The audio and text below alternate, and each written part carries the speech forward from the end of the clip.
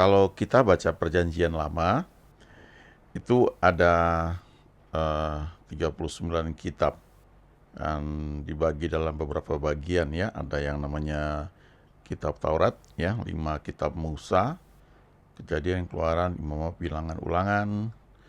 Lalu ada yang puisi seperti Mazmur, Amsal, ya, Pengkhotbah, Kidung Agung. Lalu ada nabi-nabi besar ya, Yesaya, Yeremia, ya, Yeskiel, dan nanti juga ada nabi-nabi kecil ya.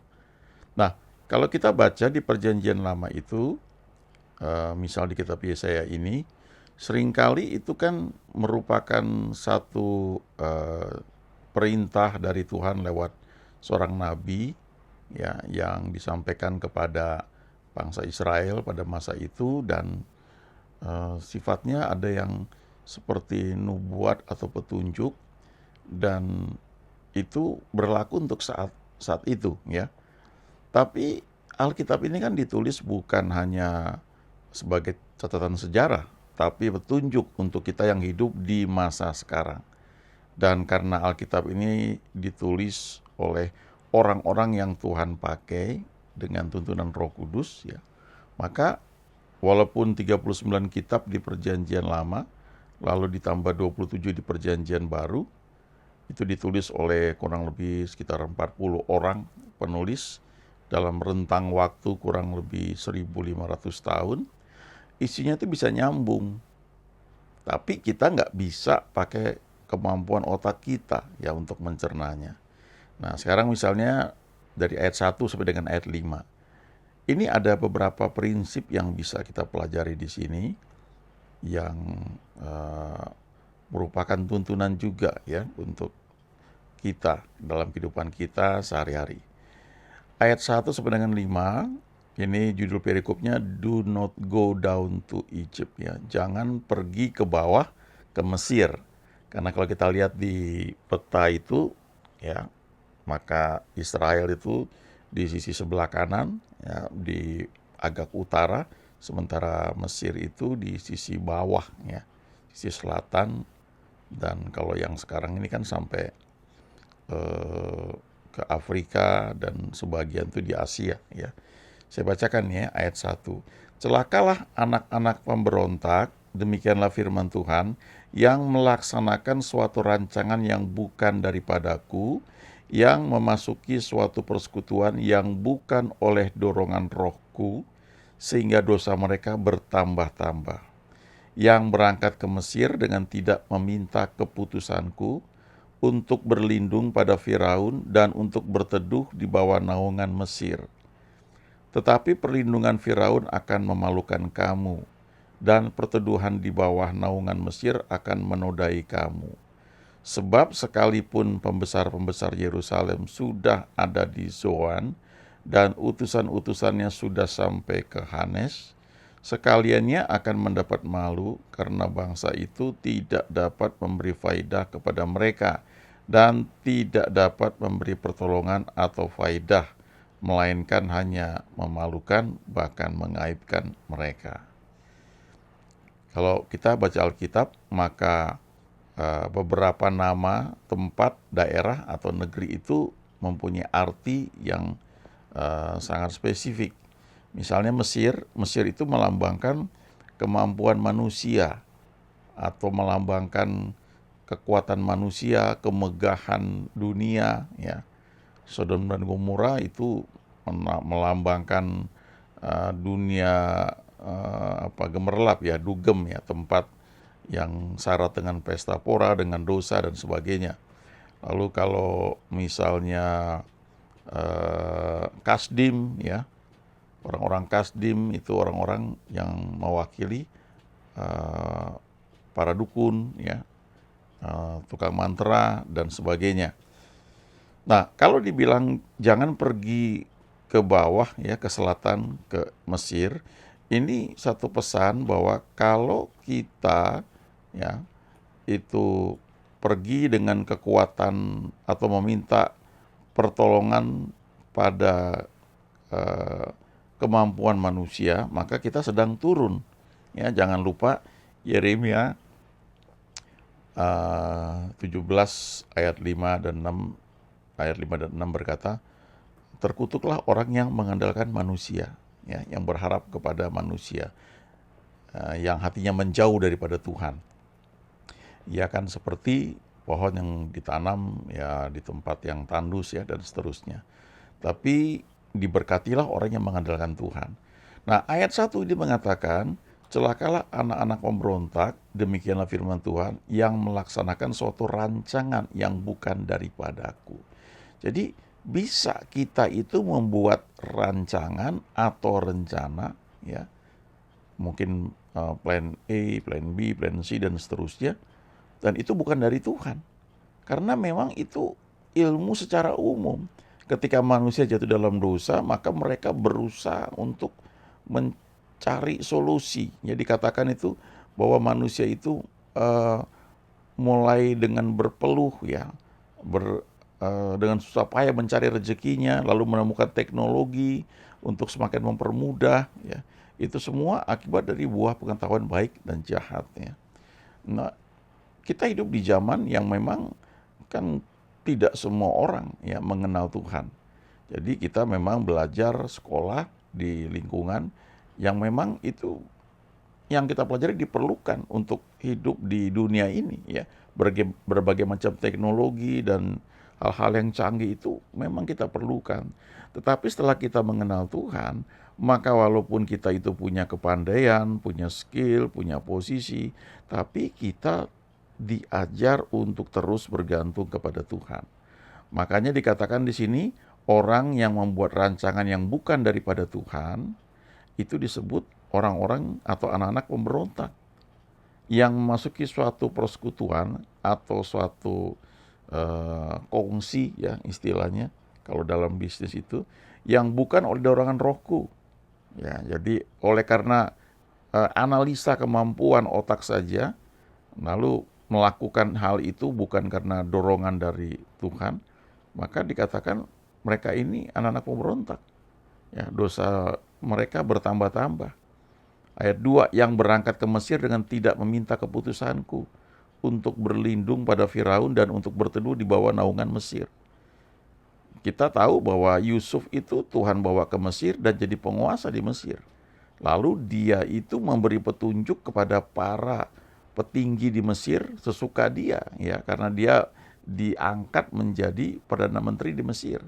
Tetapi Tuhan yang bawa dia ke sana. Nah, sementara itu contoh yang lain misalnya Abraham waktu kelaparan pernah dia pergi ke Mesir. Akibatnya dia takut, dia berbohong, dia bilang istrinya itu bukan istri tapi itu adiknya. Sehingga istrinya diambil sama Firaun untuk dijadikan permaisuri ya, dijadikan mungkin salah satu selir atau gundiknya ya. Nah, lalu ketika Abraham keluar dari Mesir memang kaya ya, hartanya banyak, tapi itu didapat ketika dia itu mencari pertolongan di Mesir dan tanpa disadari dia bawa bom waktu yang namanya Hagar, yang belakangan kemudian akhirnya Hagar itu kawin dengan Abraham ya. Itu ada cerita tersendiri ya. Di ayat 3 dikatakan perlindungan Firaun akan memalukan kamu dan perteduhan di bawah naungan Mesir akan menodai kamu. Jadi kalau mengandalkan kekuatan manusia, kita itu malah jadi akan mengalami hal-hal yang mungkin nggak pernah kita pikirkan sebelumnya, ya seperti Abraham itu. Lalu kalau kita baca ya yang lain, ya itu juga banyak contoh-contoh yang menunjukkan bahwa Mesir itu lambang kekuatan manusia, ya, lambang orang-orang yang mengandalkan kemampuannya sendiri dan tidak bergantung kepada Tuhan, ya. Tapi di sisi lain, kalau dalam tuntunan Tuhan, maka itu hasilnya bisa berbeda. Yaitu sebabnya dalam memilih sekolah juga kita perlu berdoa, ya. Kadang-kadang seperti Daniel, Sadrah, Mesah, Abednego itu kan dibawa bukan pilihan mereka ya untuk sekolah di Babel, tapi Tuhan melindungi mereka. Nah, kita juga nggak bisa ikut-ikutan gitu, pergi Sekolah di tempat yang mungkin kita pikir Tuhan akan lindungi, tapi kalau Tuhan nggak menuntun kita, itu jadi masalah buat kita. Nah, kemudian kalau kita lompat di ayat 20 sampai dengan 24, ini satu perbandingan ya. Bagaimana orang yang kemudian menantikan Tuhan, berharap kepada Tuhan. Tidak selalu kelihatannya mudah, ya, tapi ini beberapa ayat yang menjanjikan ya. Ayat 20. Dan walaupun Tuhan memberi kamu roti dan air serba sedikit, namun pengajarmu tidak akan menyembunyikan diri lagi, tetapi matamu akan terus melihat Dia, dan telingamu akan mendengar perkataan ini dari belakangmu. Inilah jalan, berjalanlah mengikutinya. Entah kamu menganan atau mengiri. Engkau akan menganggap najis patung-patungmu yang disalut dengan perak, atau yang dilapis dengan emas. Engkau akan membuangnya seperti kain cemar sambil berkata kepadanya, keluar. Lalu Tuhan akan memberi hujan bagi benih yang baru kamu taburkan di ladangmu, dan dari hasil tanah itu kamu akan makan roti yang lezat dan berlimpah-limpah. Pada waktu itu ternakmu akan makan rumput di padang rumput yang luas. Sapi-sapi dan keledai-keledai yang mengerjakan tanah akan memakan makanan campuran yang sedap, yang sudah ditampi dan diayak. Kalau kita baca di sini, ya, mungkin ada situasi di mana kita mengalami kesulitan, ya.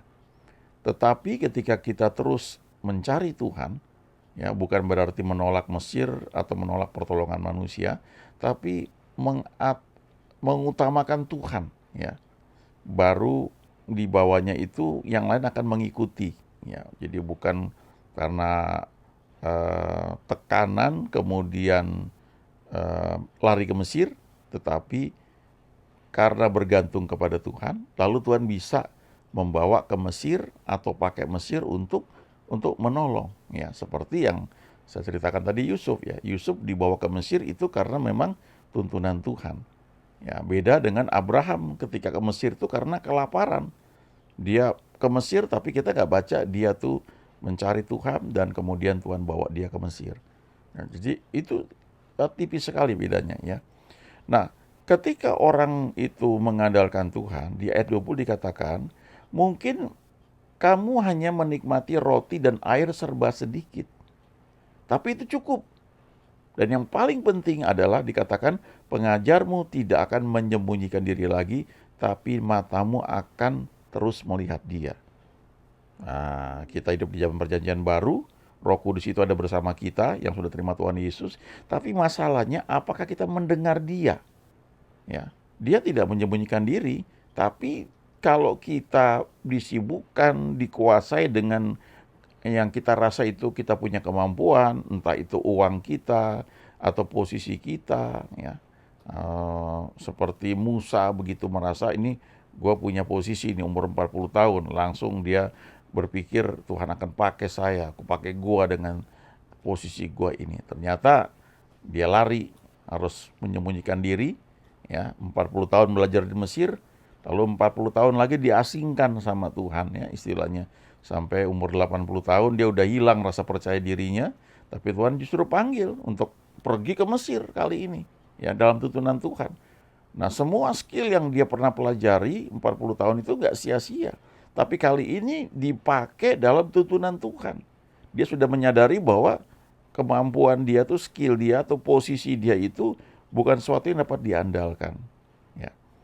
Nah, kemudian ayat 21, ya, telingamu akan mendengar perkataan ini. Ini yang penting, ya, mendengar tuntunan Tuhan. Ya, mendengar dari belakang, ini jalannya. Ayo ikutin terus, belok kanan atau belok kiri, ya. Jadi mengikuti tuntunan Tuhan itu memang pelajaran seumur hidup, ya. Dan kita nggak bisa menghakimi orang lain yang mungkin masih taraf banyak bergantung kepada Mesir misalnya. Tapi ketika kita sudah makin kenal Tuhan, kita akan ngerti gitu. Walaupun kita mungkin baru menikmati semua serba pas, ya. Roti dan air serba sedikit. Lalu kita lihat orang lain kok kayaknya sudah, waduh mantap sekali, makanannya berlimpah-limpah, fasilitasnya berlimpah-limpah. Itu pertandingannya berbeda, ya. Jangan terpengaruh karena sesuatu yang dilihat di luar. Jangan seperti Lot yang melihat lembah Yordan itu seperti taman Tuhan, ya. Kelihatannya bagus gitu, tetapi ternyata itu jerat di ujungnya, ya. Jangan sekedar kita berpikir, wah ini tawaran menarik nih, gue dipercaya nih, langsung kita terima suatu tawaran mungkin ya, wah puji Tuhan ya.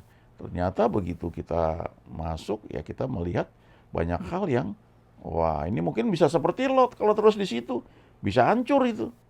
Ya masih untung kalau kita bisa terus pindah keluar. Tapi kalau seperti Lot gimana? Ya dia mungkin sudah dibutakan ya. Dia tinggal di Sodom, jadi pemimpin di Sodom, akhirnya Sodomnya dihancurkan. Ya, lalu nggak punya siapa-siapa lagi, istrinya pun jadi tiang garam. Cuma punya 2 anak perempuan. Lalu ada cerita tersendiri lagi bagaimana Lot akhirnya punya anak dari kedua anak perempuannya ya. Jadi bangsa Moab ya dan seterusnya. Nah, lalu ini dampaknya nih ayat 22. Engkau akan menganggap najis patung-patungmu yang disalut dengan perak atau yang dilapis dengan emas. Engkau akan membuangnya seperti kain cemar sampai berkata kepadanya, keluar ya. Jadi ada perasaan tuh jijik, nggak suka dengan mungkin yang dulu orang-orang bilang, oh ini patung keren ya. Pokoknya ini bicara tentang barang-barang yang uh, barang yang nggak boleh ada pada kita ya. Ya, kita menyembah Tuhan yang hidup ya. Kita tidak menyimpan barang-barang yang ya apa namanya gambar-gambaran tentang kuasa gelap, yaitu kita harus singkirkan itu ya. Baru ayat 23, lalu Tuhan akan memberi hujan bagi benih yang baru kamu taburkan di ladangmu. Nah, karena kalau kita setia ngikuti tuntunannya dan kita menyingkirkan semua penghalang-penghalang berkat, semua berhala-berhala, lalu Tuhan akan memberi hujan. Waktu kita menabur benih di ladang kita, waktu kita melakukan tugas kita, dikatakan dari hasil tanah itu kamu akan makan roti yang lezat dan berlimpah-limpah. Hasilnya itu tidak hanya banyak tapi lezat. Kalau lezat itu artinya sesuai dengan selera kita. Tuhan itu care sampai soal selera kepada kita. Nah, yang menarik adalah yang berikutnya dikatakan pada waktu itu ternakmu akan makan rumput di padang rumput yang luas. Itu artinya orang-orang yang bekerja kepada kita, ya, mereka itu akan kita gaji dengan sangat baik. Mereka menikmati makanan yang baik. Kita menjadi orang yang generous, murah hati. Apa yang kita nikmati kita share ke orang lain juga. Apalagi orang-orang yang bekerja pada kita atau orang-orang yang melayani bersama-sama kita. Kalau kita jadi gembala satu gereja, kita care, kita peduli pada orang-orang yang memang melayani, ya, membantu dalam pelayanan. Ya, itu sama seperti kalau seorang bos di perusahaan, dia care kepada karyawan-karyawannya karena itu asetnya. Bukan dia care kepada orang-orang yang di luar yang mungkin istilahnya tidak dia kenal langsung, ya mungkin hanya mencari muka dan sebagainya.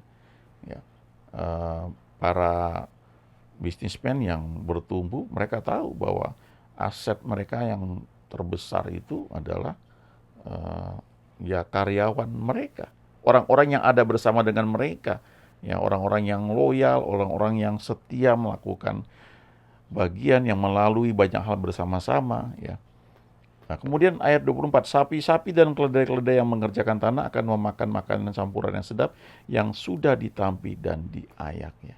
Itu janji Tuhan ketika Tuhan memberkati, tidak hanya kita menikmati itu ya, tapi orang-orang yang ada pada kita, yang bersama-sama dengan kita itu juga menikmati berkatnya.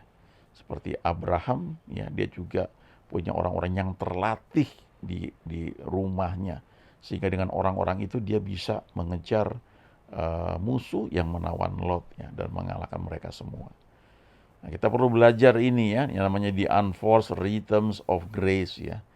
Irama yang tidak dipaksakan dari anugerah. Ya. Belajar teduh, belajar menantikan Tuhan. Ya, tidak salah membuat plan A, plan B, plan C, tapi bawakan itu kepada Tuhan.